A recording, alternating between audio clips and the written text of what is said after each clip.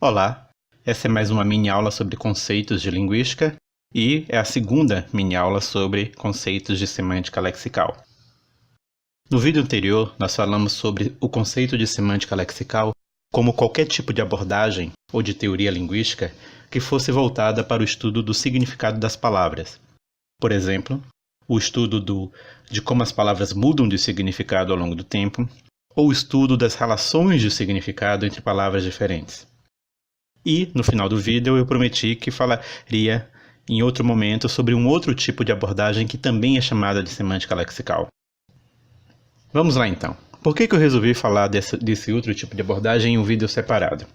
Porque esse tipo de semântica lexical é diferente das anteriores, porque ela não é puramente lexical. Ao contrário, ela se baseia na ideia de que propriedades do léxico têm um efeito sobre a sintaxe das línguas. Então essa é uma teoria que, na verdade, se chama também de semântica lexical, mas ela constitui um tipo de interface entre o léxico e a sintaxe. Ela vê a semântica, as propriedades semânticas, como uma interface entre esses dois aspectos da linguagem, que é o vocabulário e a sintaxe. Ou seja, esse tipo de teoria parte da ideia, parte da hipótese de que há certos aspectos da sintaxe das línguas humanas que são determinados por aspectos da semântica das palavras, em especial da semântica dos verbos.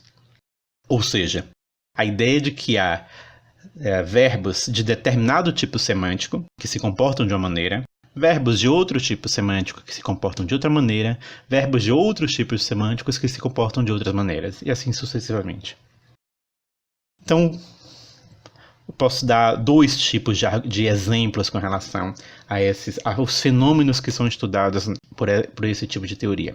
Então, o primeiro tipo de fenômeno tem a ver com a seleção dos argumentos verbais. Então, o que são argumentos? Argumentos são os elementos que são pedidos pelo verbo. Então, são os sujeitos e são os complementos. Então, nós sabemos que, do ponto de vista sintático, há verbos que não pedem nenhum argumento, como chover e nevar. Há verbos que pedem um único argumento, como correr, trabalhar e nascer. Há verbos que pedem dois argumentos, como amar, cozinhar, ver e beijar, pedem um sujeito e um complemento. E verbos que pedem três argumentos, como dar, entregar e convidar, que pedem um sujeito, um complemento direto e um complemento indireto. Isso são aspectos sintáticos, o número de argumentos que um verbo pede. Só que quando a gente olha para os tipos de verbos, a gente vê que há critérios semânticos entrando em ação. Então, há verbos que sistematicamente exigem agentes e pacientes. Por exemplo, há verbos como matar, machucar, queimar e pintar que pedem que seus sujeitos sejam um agente e que seus complementos sejam pacientes, sejam alguém que praticou a ação e alguém que sofreu a ação. Mas nem todo verbo é assim. Há verbos, por exemplo, como gostar, amar e pensar, que não correspondem a ações, eles correspondem a experiências psicológicas, portanto, eles não têm agente paciente, eles têm experienciadores, o sujeito deles é algo que passa por uma experiência psicológica, ele não pratica, ele não está praticando nenhuma ação, e o seu complemento é um tema, não é exatamente um paciente, é um elemento que não é de fato modificado, não sofre nenhuma mudança, nenhuma alteração. Ele é ou um elemento que é um objeto de atenção ou um elemento deslocado. No caso dos exemplos, é um objeto de atenção. Mas há outros tipos de verbos que exigem que um dos seus argumentos seja necessariamente um locativo. Então, verbos como morar e como colocar exigem necessariamente um elemento locativo como um dos seus argumentos. Ao passo que outros verbos, como por exemplo dar e entregar, tem entre os seus argumentos um tema, um elemento que é deslocado, mas não é modificado, e uma espécie de alvo, entendido como um ponto final de um processo de transferência, ok? Então, essas funções sintáticas que eu comentei, que eu listei, agente, paciente, tema, locativo, são conhecidas na literatura linguística como papéis temáticos, são as funções semânticas exercidas pelos argumentos ou pelos adjuntos. Há algumas concepções diferentes de quais são os papéis de quais são os papéis temáticos, quantos são os papéis temáticos, isso é matéria de debate, mas a ideia é que eles são sempre uma espécie de meio do caminho entre sintaxe e semântica, eles são uma interface entre sintaxe e semântica.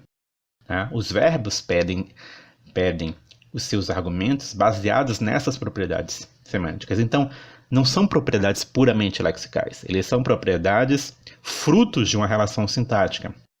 Então, uma informação lexical que está presente no verbo determina uma função semântica sobre os seus argumentos. Então, por isso que a gente diz que isso é uma semântica lexical, mas entendida no sentido de uma interface entre semântica, léxico e sintaxe, ok? Um outro tipo de fenômeno que é analisado nesse tipo de abordagem é o que se chama de alternância argumental. O que é isso?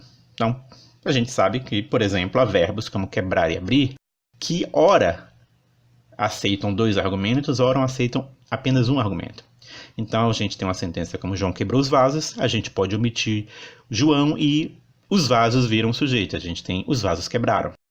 A mesma coisa com o verbo como abrir. João abriu a janela ou a janela abriu.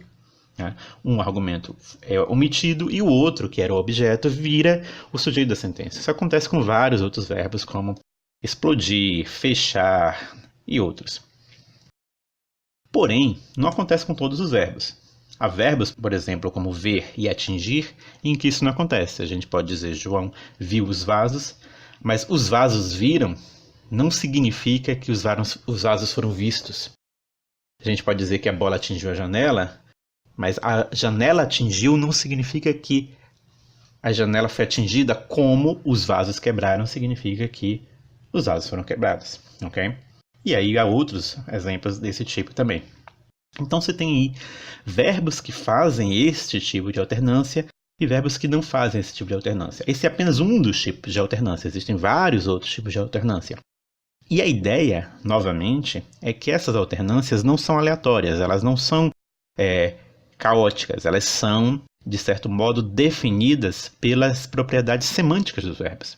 O tipo semântico dos verbos, o tipo do significado que é expresso pelos verbos, estaria afetando a maneira como eles alternam ou não alternam a realização dos seus argumentos. Né? Por exemplo, talvez isso seja consequência dos papéis temáticos. Então, verbos que selecionam determinados papéis temáticos permitiriam certas alternâncias e verbos que selecionam outros papéis temáticos não permitiriam essas alternâncias. Ou talvez isso seja consequência do tipo semântico da ação, né? Do tipo do evento que o verbo codifica. Novamente, a ideia de que a propriedade lexical, a propriedade intrínseca dos verbos, as propriedades semânticas expressas pelos verbos estariam